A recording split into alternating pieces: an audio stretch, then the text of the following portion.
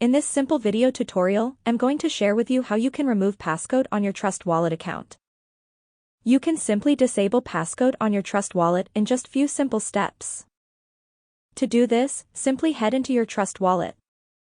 You will have to enter your existing passcode. Then tap right here on the Settings icon. On the Settings page, select the option of Security. You will have to disable this option of Passcode off. Your wallet passcode will get removed immediately. Please take note, someone that gets access to your wallet can also disable your wallet passcode too. So you have to be careful with who you trust your phone with. That's how easy it is to remove Passcode on Trust Wallet. If you have any questions, just let me know in the comments section down below. Please don't forget to leave a like, share and subscribe for more video tutorials like this one.